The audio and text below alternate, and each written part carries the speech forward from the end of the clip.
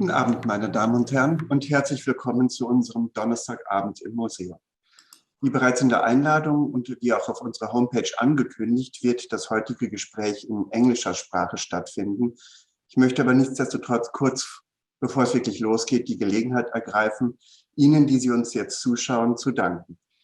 Die Sie uns live zuschauen, über Zoom und über Facebook, aber auch wenn Sie sich den Beitrag vielleicht später noch einmal anschauen werden, ein ganz herzliches Dankeschön von uns allen hier aus dem Kunsthistorischen Museum für Ihre Treue und für Ihre Teilnahme. Seit Januar diesen Jahres haben Sie sich am Donnerstagabend beteiligt. Sie haben zugeschaut, zugehört, vieles erfahren über unsere Arbeit hier im Museum, Fragen gestellt, mitgemacht und dafür ein ganz herzliches Dankeschön, denn heute Abend wird der letzte Donnerstagabend sein, den wir online übertragen werden.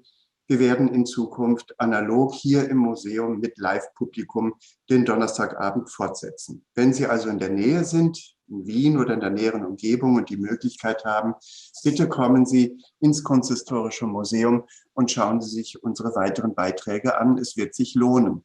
Zum Beispiel in der kommenden Woche werden wir ein Konzert haben mit dem Akkordeonisten Nikola Djoric. Er wird spielen auf seinem Akkordeon von Mussorgsky die Bilder einer Ausstellung. Und es wird dazu eine Lesung geben von der Journalistin und Musikwissenschaftlerin Nadja Kajali. Und es wird auch werden einige Kurzführungen zum Thema Musik in der Malerei in der Gemäldegalerie stattfinden. Und es wird auch weiterhin an den Donnerstagabenden werden wir Ihnen etwas bieten. Also ein ganz, ganz herzliches Dankeschön und bis bald hier im Museum. And now I would like to switch into English because we have a quite international around tonight. It's a mixture between Austrian, Tyrolean, Italian, German, and Spanish. And say a very warm welcome to our two speakers for tonight. This is Professor Dr. Carmen González-Román from Malaga, from Spain right now. And she studied art history, and she defended her doctorate dissertation about theory, art and scene in Renaissance Europe, graduating cum laude. This is the highest qualification awarded by a Spanish university. She completed her postdoctoral studies carrying out several research fellowships, for example, in San Carlo alla Quattro Fontane Library in Rome, or the National Library in Buenos Aires, or as well as the Glasgow University Library. Her research interests are mainly related to art theory, the Spanish treatises of perspective, the relationships between visual arts and performing arts, and the digital recreation of scenography in early modern period.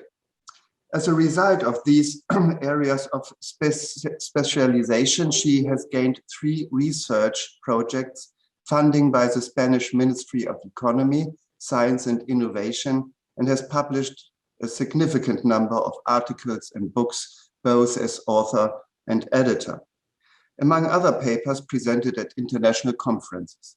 Currently, she is senior professor at the Department of Art History and vice dean in the Faculty of Humanities at the University of Malaga. A very warm welcome to you, Professor Dr. González-Román. And our other speaker, you will know him very good from the last month. We had the chance to see him at several occasions. It's my very dear colleague, Dr. Rudi Risatti. He studied scenography and promoted in philosophy and art anthropology at the Vienna Academy of Fine Arts. Since 2013, he is curator at the Theater Museum in Vienna, where he was initially responsible for the collection of set models and costumes. Since May 2015, he is curator of the collection of hand drawings and models. His research focus lies on morphology and historical development of the stage, sacre rappresentazioni and staging forms of the Middle Ages, theater aesthetics and technology in the Renaissance and Baroque, reconstruction of historical theater events through digital media. There are numerous publications on these topics by his hand. The last exhibitions he had curated or co-curated were Spettacolo Barocco, Triumph of the Theatre in 2016 and 17, The Magic Room, Stage Picture Models, and Grotesque Comedy, Ludovico Ottavio Bornacini, an exhibition we heard here also on Thursday evening. It was closed just a few weeks ago. He's together with Professor Dr. González-Román curating and coordinating the virtual exhibition entitled From Real Life into the World of Art as a result of an international research project that will be programmed by the visual media department here of the Kunsthistorisches Museum. And it was programmed and is now also live. It was launched in this June. And this is also the topic we are talking about today. It's called Artes, if I pronounce it really. It's Art S. And one of my questions would be, how do you found this name? From Real Life into the World of Art. It's a virtual exhibition, an interactive presentation, as we heard, from an international research project. And it's about relation between the visual arts and the performing arts. And now I give the word to you, both of you, and please say something and inform us and the audience about your project. Okay. Thank you very much, Daniel, for the nice introduction. For me, it's a pleasure to be here again in the virtual space of the KHM, the Kunsthistorisches Museum in Vienna, and of the Theatre Museum, since the Theatre Museum in Vienna is giving a strong contribution for this project, which is coordinated by all of us together, and is, as you said, has been carried out by the visual media department of the Kunsthistorisches Museum.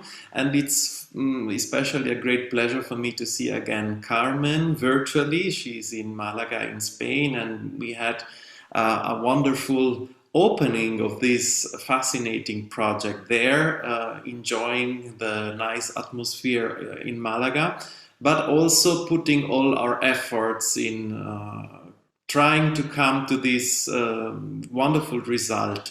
And Carmen and me prepared for tonight a presentation trying to explain the background of this virtual project, also from a theoretical point of view, but we will also dive into the exhibition together and show you some examples from the very different sub-pages which have been created for this project after our theoretical presentation. And Daniel was asking about the term Art S. I don't know whether, Carmen, you would like to explain a little bit from where it comes and why we chose to have this title, or the beginning of the title like that. The beginning. Okay. First of all, thank you very much for inviting us to this interesting event, online event. And I'm pleased to be here, obviously. Yes, the name of this title, the initial title, I would say it's a mix of the name of the word in Spanish, art, arte, and escena, which means in English, scene. So it's a mix of art and scene. Artes in Spanish sounds very good, very well. I don't know exactly in English, but I think it's nice to, you can understand well the meaning when you follow reading the whole title. So that's all in relation to the title. And as Rudi has told, I would like to show you, if possible, a short PowerPoint presentation about the theory or the key concepts in relation to this international project, which obviously we are really proud of it. And this exhibition, this virtual exhibition, is a result, I would say, the main result of this international project. Okay, so this image is the one we use in the presentation of this virtual exhibition in Malaga, at the Center Pompidou, Malaga, this June. But we have to go back to the origins of this virtual exhibition. Here you can see a screenshot of our website, the website of this project. And this virtual exhibition we are explaining right now is the result of an international project, as Rudi and I have said, funded by the Spanish Ministry of Economy and Competitiveness. Right now, it has been renamed as Innovation and Science Ministry, something similar. The project started in 2016, and in 2019, before the pandemic, this is an important question. Before the pandemic, we began with the implementation of the different tools of this virtual exhibition. The research project is entitled, this is the Spanish version of our website, Appropriation and Hybridization between Visual and Performing Arts in the Early Modern Period. It covers two concepts. One of these is appropriation, and the other one, hybridization. These terms or these concepts have been analyzed, among others, important researchers by the historical and cultural historian Peter Berg. The idea of appropriation, according to Berg, has to do with processes of cultural exchanges or borrowing, with the consideration of culture of bricolage. Peter Berg, also uses the concept of hybridity to refer to this, as he considers that the essential task of cultural history is to show the connections between different aspects of culture. But the concepts of hybridization and appropriation can be understood as meetable in the field of cultural studies as traveling concepts. This is what she argues in one of her books of 2002. According to Ball, concepts travel between disciplines, between historical periods, or between dispersed academic communities, causing concepts to activate and interact. Our aim, therefore, has been to reflect the exchanges and borrowings between both artistic manifestations, visual and performing arts. Here you can see a screenshot of our website, arteshypothesis.org, when we have been implemented some of the results in this project. These exchanges between visual arts and performing arts are, as I said, the result of processes of hybridization or transit between life and art, understanding that the culture of the 16th to the 18th centuries are or contain a considerable number of artistic creations and are, in short, to paraphrase Peter Berg, the result of an artistic bricolage. Here you can see another screenshot of our webpage with some projects like this one, the Stirling Maxwell Festival Books Project, which continues in our next project. In the end, we will speak about this new project. The original idea for this virtual exhibition arose at an international seminar held at the University of Malaga in 2016, when the entire team of researchers from the Tardes project met for the first time.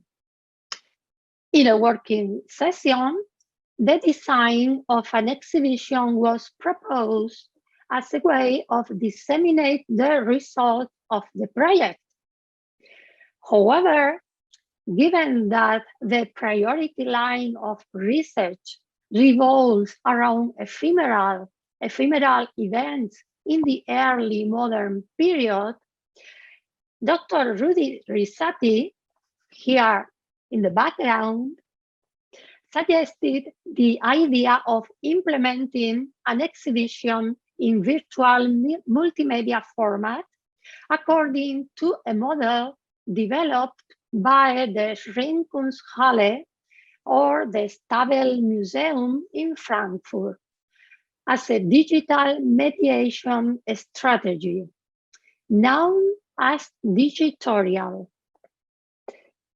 Another important event organized by this project took place in Vienna in 2018 at the Theater Museum, where the work session we made progress in designing and setting up the virtual exhibition, and where also we were invited, kindly received at the Spanish Embassy in Vienna.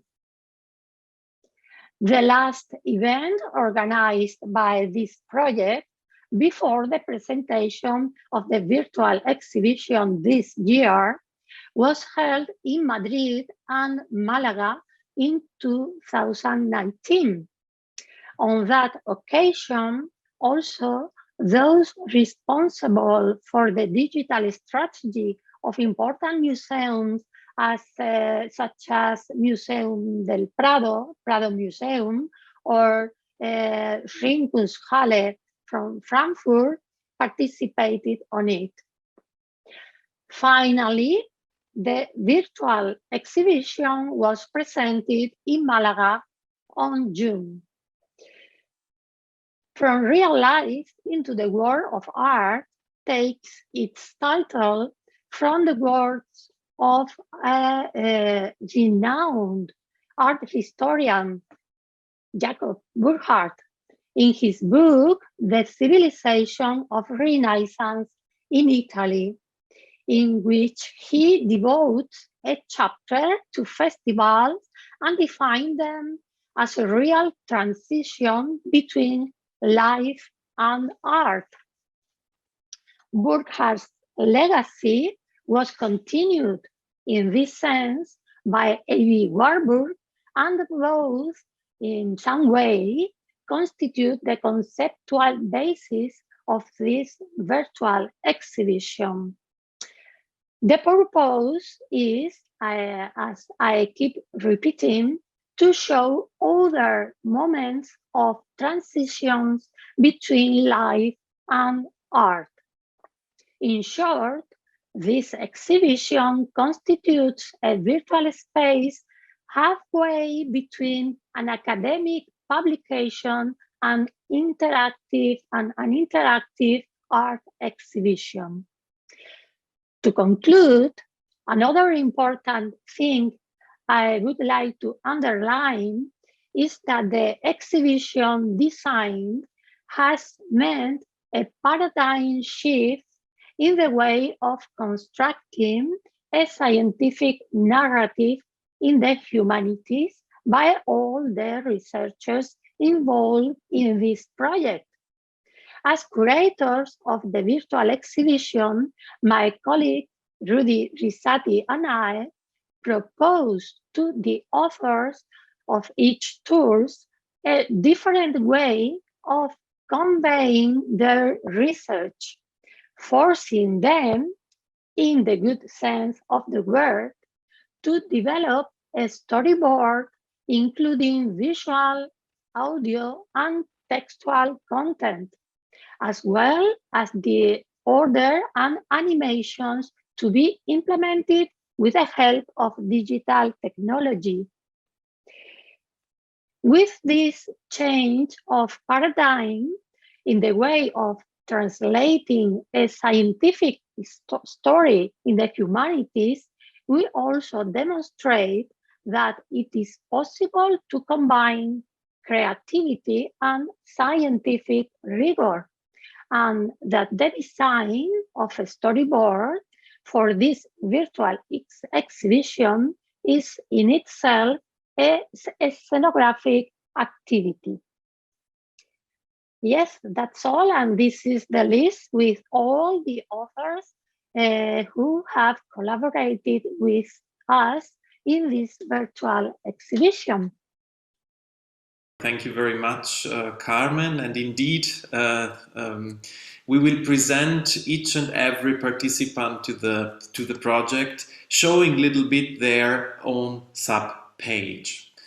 And I think that I will go on saying a few words about the theory behind the project, and then we will see the examples.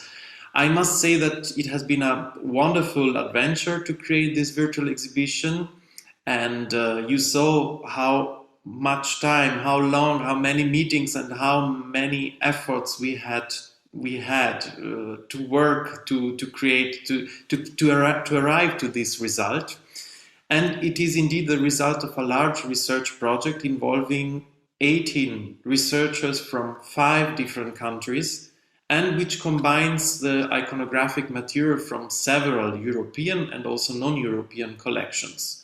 So if you have an idea how scholars work to create a publication, you will immediately understand which effort it's hidden behind the project. To begin, I would like to talk about the construction of the exhibition from a theoretical point of view. And as Carmen already mentioned, our virtual exhibition From Real Life into the World of Art focuses on the so-called hybridization, meaning on the transfer processes between visual and performative arts in the early modern period. In 2016, we started our project there in Malaga by discussing which presentation format would be the most appropriate when dealing with this extensive topic. And I could add that a travel exhibition would have been a difficult undertaking, both from an organizational and financial point of view, as well as repetitive and anachronistic with respect to our topic. And we also didn't want to create only a so-called classical scientific publication, because this wouldn't have brought to light in the best possible way the research that we carried out in the recent years. But why? Because at the heart of our interests lies that particular field of art which deals with the ephemeral, ephemeral. In our virtual exhibition, we sometimes concentrate on paintings showing moments of everyday life in which the theatrical aspect prevails, or we refer to historical festivals, entries and pageants, operas and ballets, whose nature is, of course, transitory. They happen in a moment and then they are gone.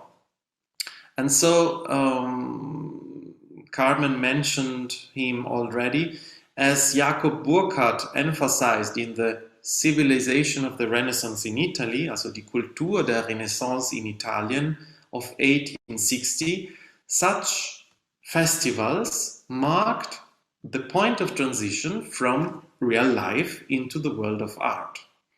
In this context, our attention is focused on the non-material object. In most cases, there is no exhibit. This means that there is no art piece other than a specific present moment.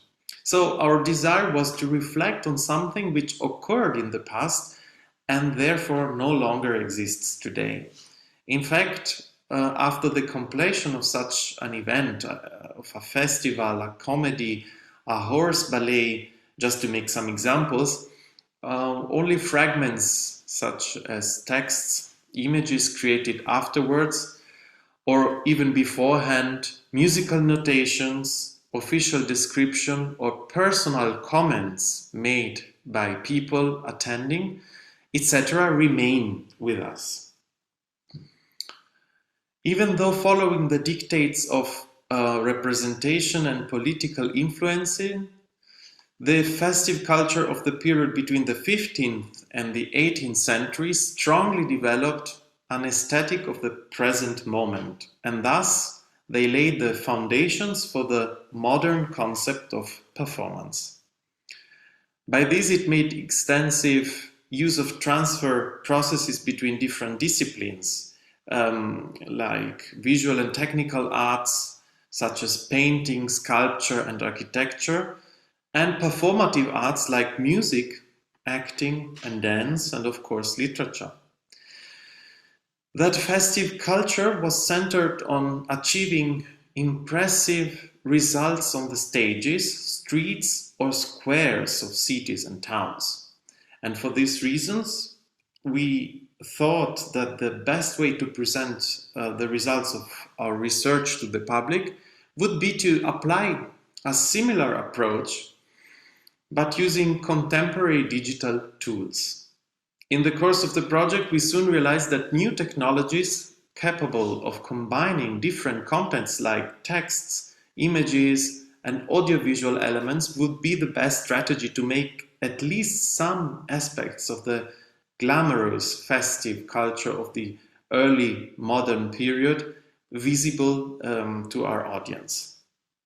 Of course, we are talking about a sort of reconstruction process whose first step is to mentally recreate the dynamics of the chosen event. And to use a Socratic metaphor, every curator of our 15 sub-pages, you will see in the exhibition we have 15 different stories, they had to give birth again to the festive occasion she or he chose to reenact. We had to see it inwardly by combining the available fragments and all known historical facts first. And the second step was to transpose our vision into a narrative that would be accessible to other people too. On the technical side, it had to become accessible to the media designers in charge of programming the virtual exhibition. In this case, I would like to thank here our dear colleague Nicoleta Hernandez from the visual media department of the KHM. She is the person who, in fact, programmed the exhibition. And on the other hand side, we wanted also this reenactment to be accessible to a wider audience, so to you all. So our approach wanted to combine scientific accuracy with maximum accessibility. And this intent is to a large extent geared towards the so-called London chart of 2006 or also the Principles of Seville of 2011, which are suggesting a codex of well behavior in dealing with reconstructions and animations of historically relevant themes. This is why we spent a lot of energy on developing a fluid narrative using new tools. By doing this, I think Carmen already spoke a little bit about that. We created new forms of storytelling in which the visual element plays a central role. As you will see, visual elements are combined with written or spoken text, with music, with film sequences, etc. But none of these different fragments or elements are more important than the other. They are equally important and they have to be combined together. Another relevant aspect is that the visitors to the exhibition are, to a certain extent, free to choose specific paths within the virtual space. So, and to conclude, I would like to emphasize this point. By studying the transfer processes of the festive culture of the past, we in turn generated new transfer processes and hybrid forms of communication. Therefore, the result cannot be called a reconstruction, but rather a construction in its own right. A kind of bridge connecting visitors to an idea, to an imaginary, assembled with some scientific accuracy, but without the pretense of perfect objectivity. Similarly to the festive occasions or events of the past, our virtual spaces also want to have something playful in it. Just as they were born in the minds of the curators and of our media designers to be passed on the digital dimension, we wish them to come to life again in the eyes of our visitors. So, let us now pass on to the virtual exhibition. So, as you see,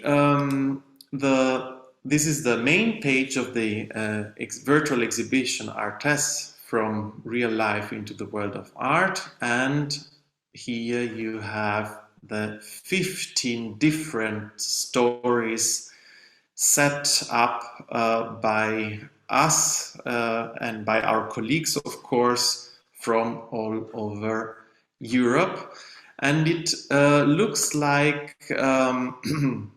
like a jigsaw puzzle made up of different paths. So there are 15 windows, each one completely independent in its contents or in their appearance.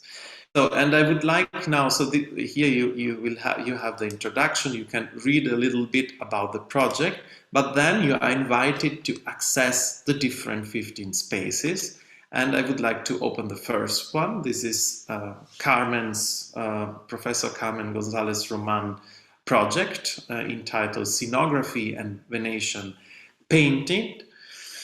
And she created this page, which is investigating how studies on theatrical perspective, such as those of Sebastiano Serlio, influenced different painters of the Renaissance, especially Tintoretto. You see here the wonderful work of Tintoretto on the left side. This is a detail of the washing of the feet in the Prado Museum. On the right side here, you see the tragic scene, quite, as a for theater historian, quite famous engraving by Serlio, the tragic scene, and you can easily, through this tool, easily recognize that Tintoretto based his composition, created the background of his painting, referring very clearly to Serlio's engraving. So there is a lot of information about this. You can choose different, you can press on different buttons to dive into some more detailed information, and then you have a lot of different examples, but by Tintoretto, and not only by Tintoretto, which are trying to explain this important exchange between scenography, scenographic studies, and paintings of the early modern period. So let's go back. May I ask something? Yes, of course. This is quite an eye-opener for me to see these masterpieces by Venetian Renaissance masters like Tintoretto or Paris Bordone, Yes. working with these treatises by Sebastiano Serlio or Donato Bramante. And it makes for me very clear that the scenery in the foreground is just like a theater stage, and the background is like a scenery in a theater. And is this something, Carmen, maybe you know it, is this something that Venetian painters really do a lot, or is this also found in the rest of Italy or Spanish painting or something? Okay. Yes. I have studied initially Venetian painters, but in this in this virtual exhibition, I show also an example of El Greco, the Spanish painter El Greco, because he went to Venice and he learned from Tintoretto especially, but also Tiziano, etc.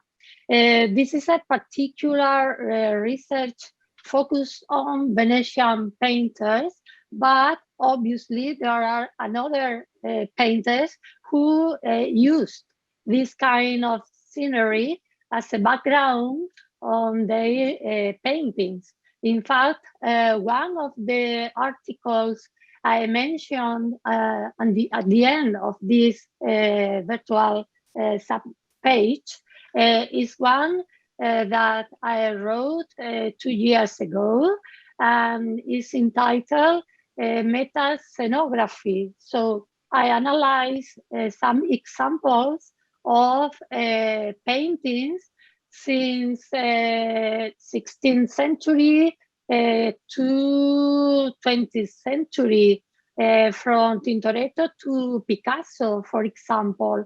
And there are a lot of painters who, in one way or another way, use this kind of background. Obviously, contemporary painters remake this kind of structures in a more simple way or abstract way. But yes, it's a kind of timeline which arrives till us.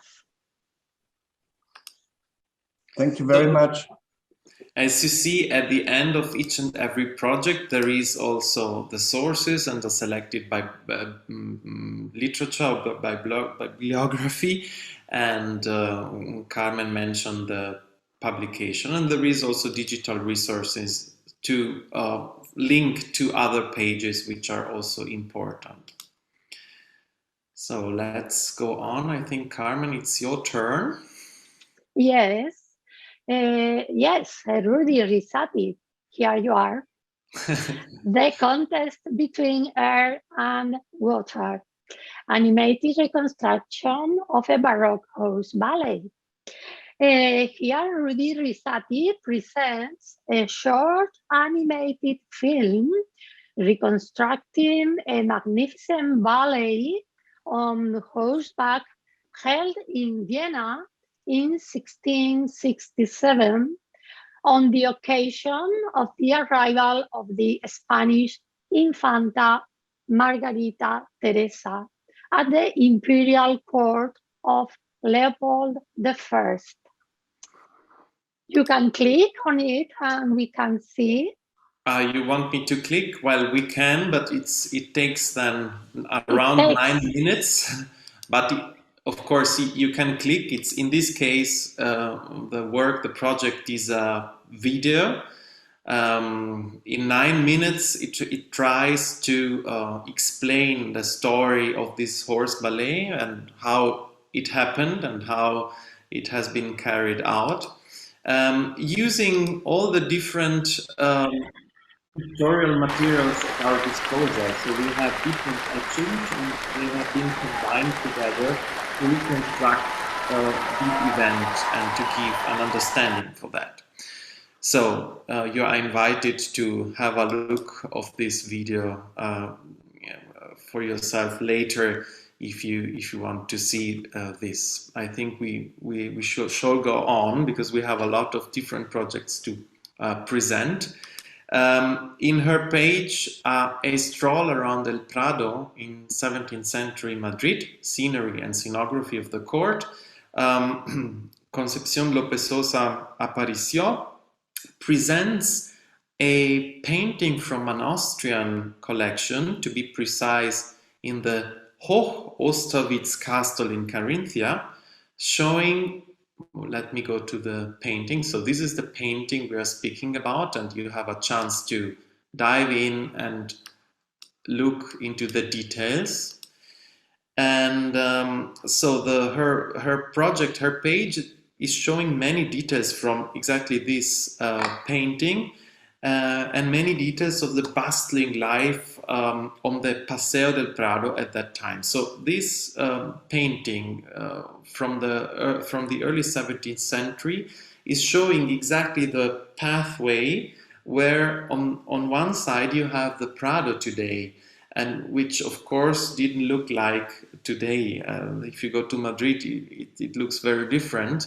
But it was important for the author to explain a little bit the development and which type of scenes you could see on the street, being in the Madrid of the 17th century. And there is many different examples, like a description of this music turret. It had been constructed to play music.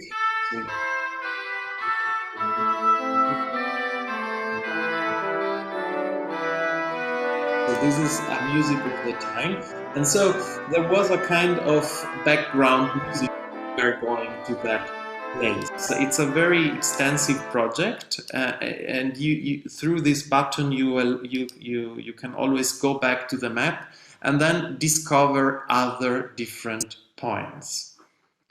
So the fourth work is a project by my colleague Daniela Franke from the Theatre Museum. It's also a movie, and it presents the opera Il Pomodoro, so the Golden Apple of 1668. It was the one of the big opera in occasion of the marriage between Leopold I and Margarita Teresa.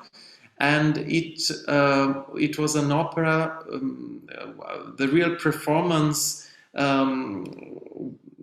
had a time of 10 hours distributed on over 2 days, and the movie in 30 minutes is trying to reconstruct, using the pictorial material at our disposal, made by Lodovico Ottavio Bornacini, to tell this complex story, which goes back a little bit to the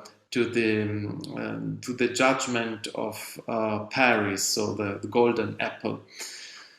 Let's go on, Carmen. Yes. So the fourth.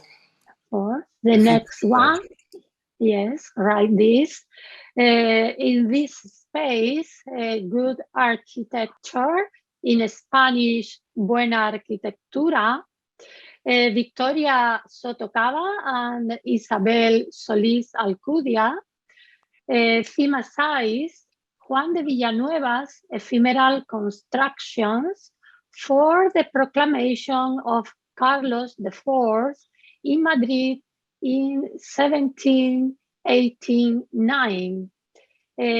Juan de Villanueva was a famous architect in Spain in the 18th century, and this research is really important, a very important approach to his work as a builder of this kind of ephemeral buildings. Exactly.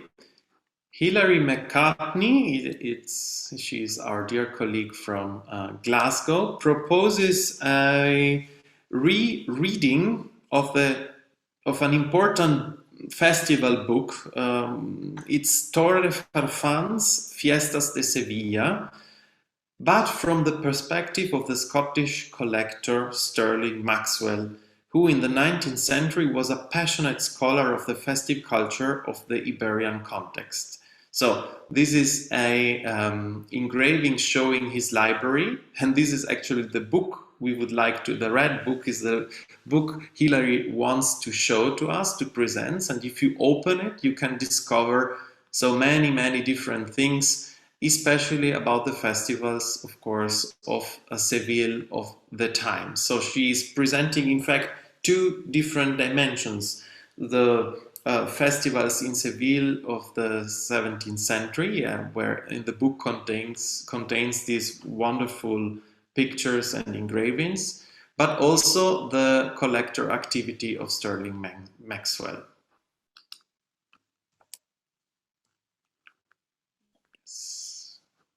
Carmen?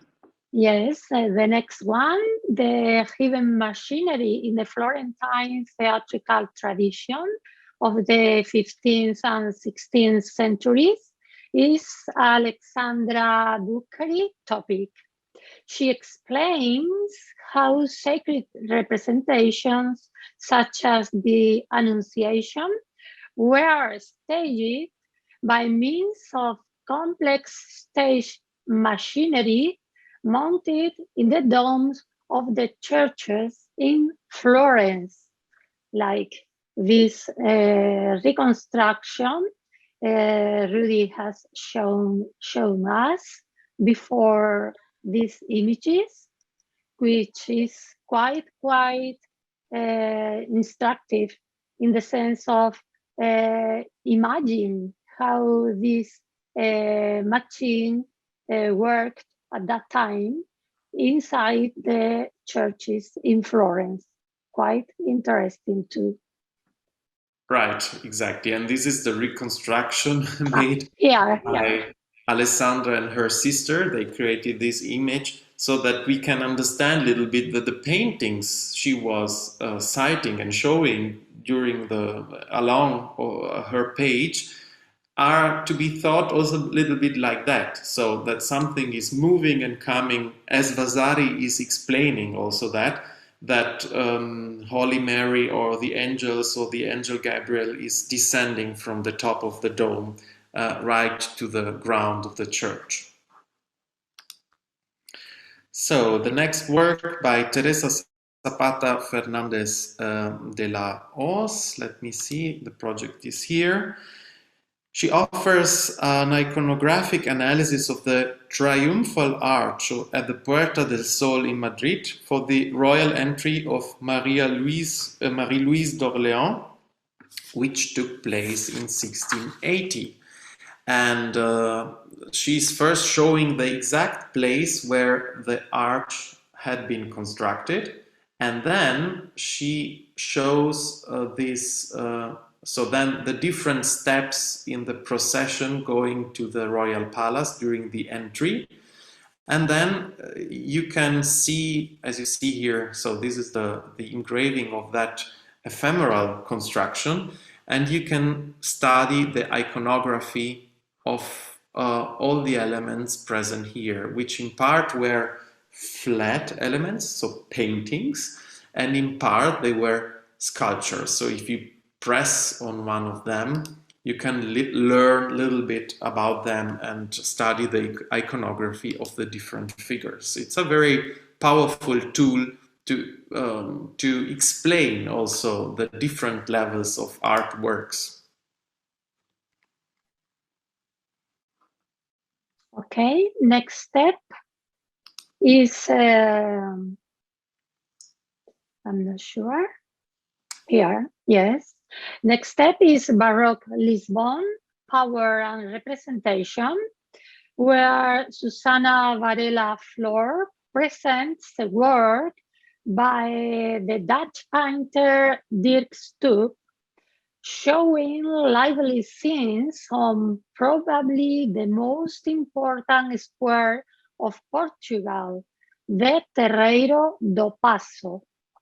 It's similar to the Concepción Lopezosa subpage in the sense of Susana Varela show the main painting, and we can see the details of each one of characters or scenes inside this famous square, now currently known Plaza del Comercio in Spanish. Let me think in Portuguese, Paso do Comercio, or something similar, I suppose. Exactly. So the next work we would like to present is the work by our dear Italian colleagues from Florence. Florence 1589, the intermedi of the comedy La Pellegrina. I don't know whether you know that the Pellegrina of 1589 is actually the very first opera. So we could say like that. So in the history of theater, we consider the intermediums, so the interludes within La Pellegrina, which was a very boring comedy, so far we can say. In between, Bernardo Buontalenti created on the stage magnificent interludes presenting monsters. I will show you some examples, and they have been accompanied by music. And so we consider this event at the end of the 16th century to be actually the beginning of opera, yeah, because before there were hybrid forms, but it was not that developed yet. And Sara Mamone, Anna Maria Testaverde, and Ciro Ferrone have made a sensational reconstruction of these interludes, in explaining, in fact, how opera was born as a new theatrical genre.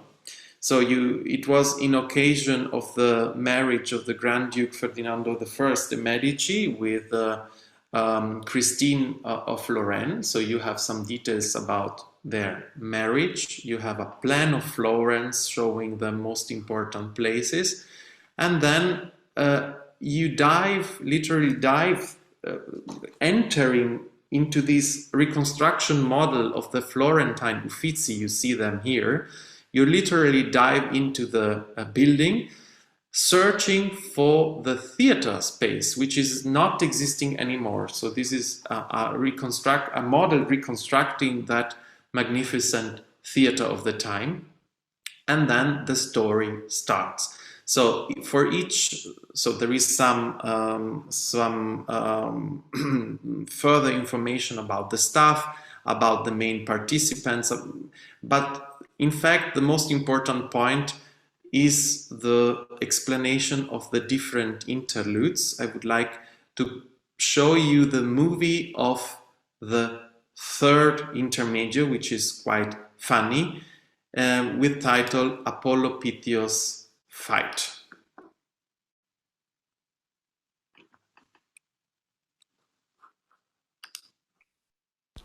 Third intermedio, Apollo Pythios' Fight. The intermedio recalls the games of Delphi in honor of Apollo, slayer of the dragon that infested the island. The fight will be represented with a pantomime, dramatic dancing action.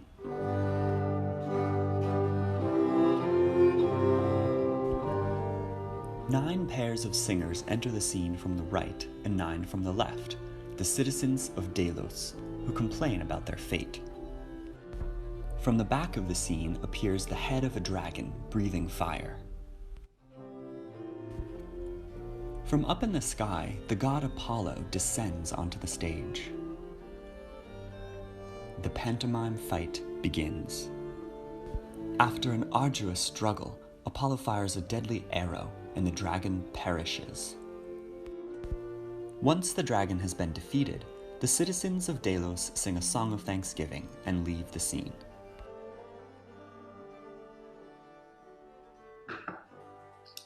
So this was just one example showing one of the different interludes. There, you have so much to discover, I would say.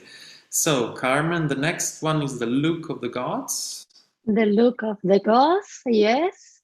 This one is at the center of Isabel Alba Nieva's research to explain the forms and meanings of Roman divinities as they were seen in the early modern period. She relied on a masquerade held in Lodi, Lombardy, in 1680.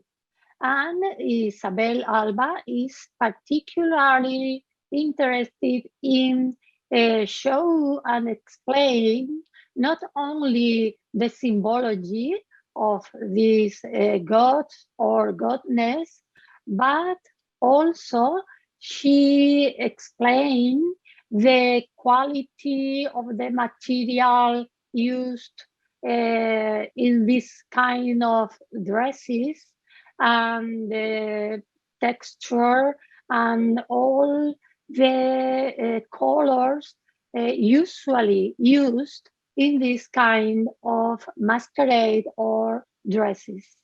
So, as you see, the look of Olympian goddesses with the look all'antica, as Carmen said, the shapes, colors and textiles. So she is explaining for this type of event which type of costumes and materials had been used exactly. Mm-hmm. All right. So we would like then to present the project by our colleague from the painting gallery of the Academy of Fine Arts, Vienna, Dance in the Trattoria by the painter Jan Miel. It is a so-called bambocciante painter. Let me see whether the page is working. 1 second.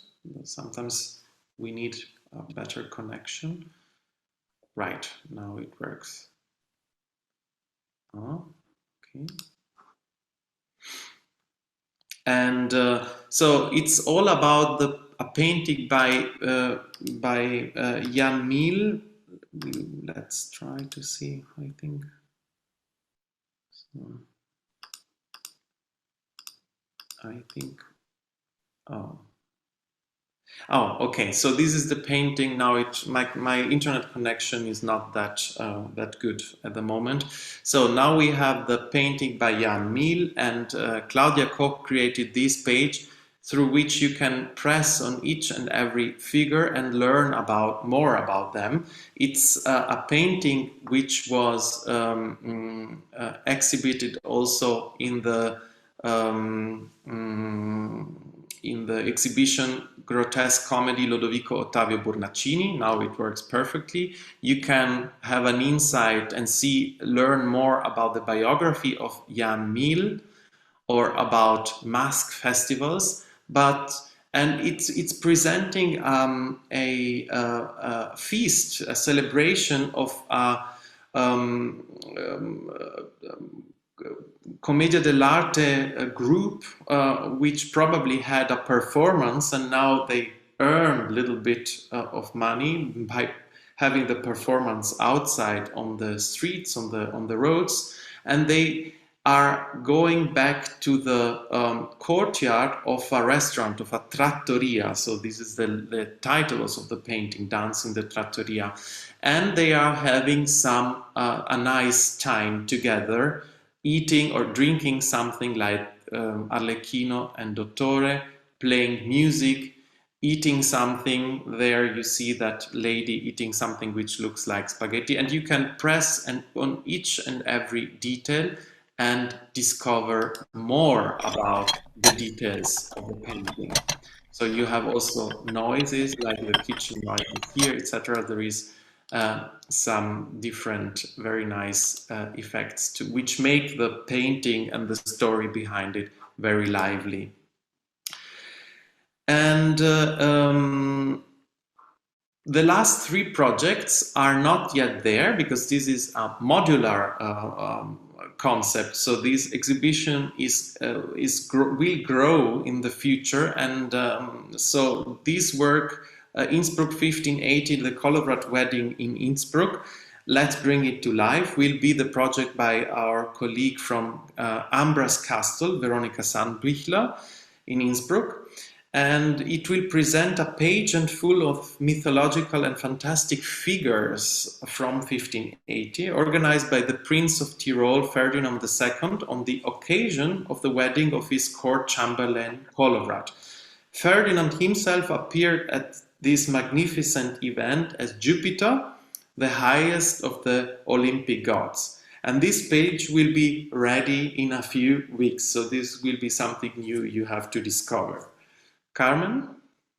Yes, the next one is the Pedro Flores page or path, and he focused on a painting preserved in the castle of Weilburg in Hesse, Germany, detailing the arrival of King Philip III of Spain by water in 1619.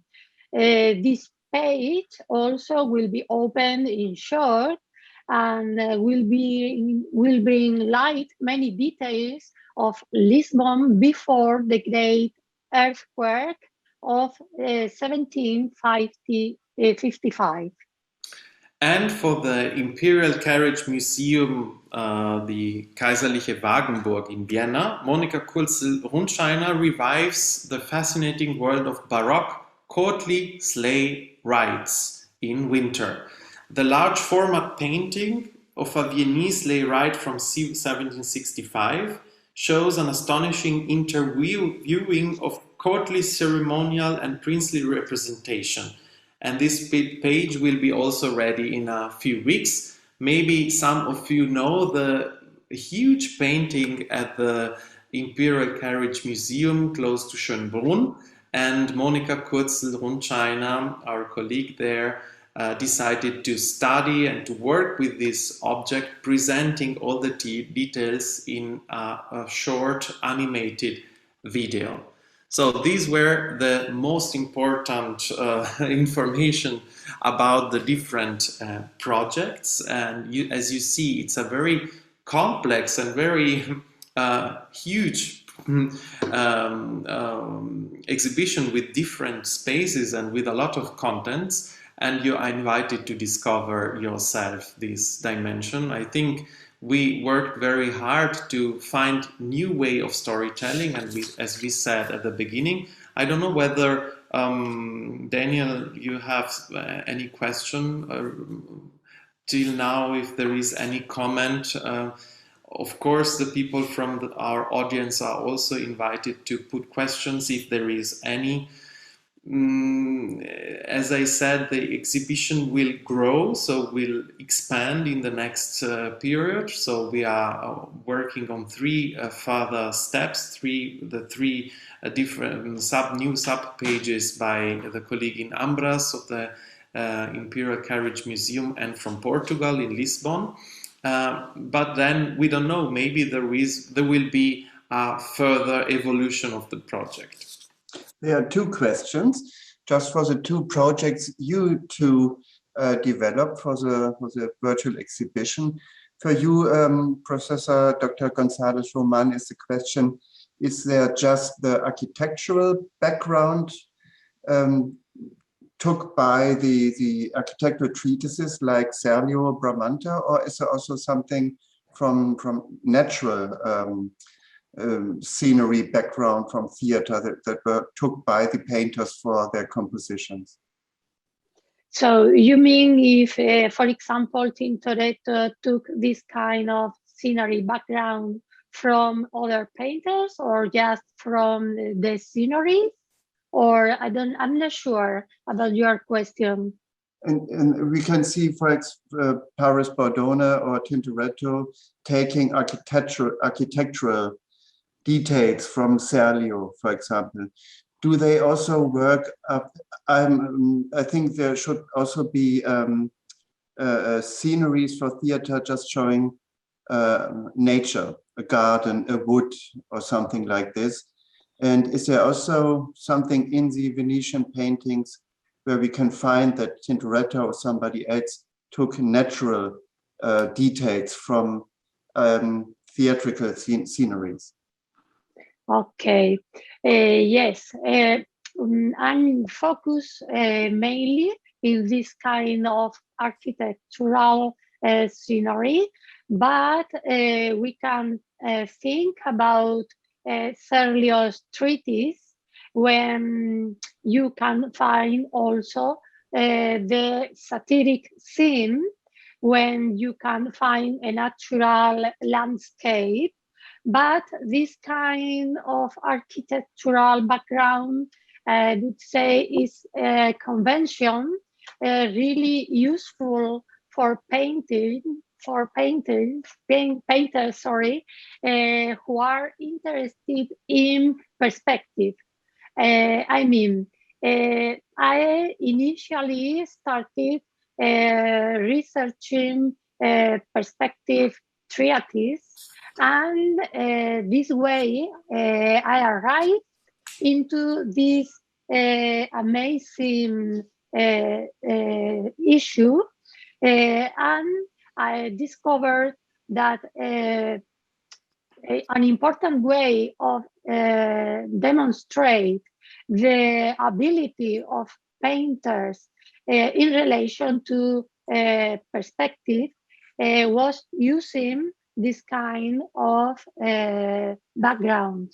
And also we have to think about another important thing, that is, which is that most of these painters collaborated with authors for theaters.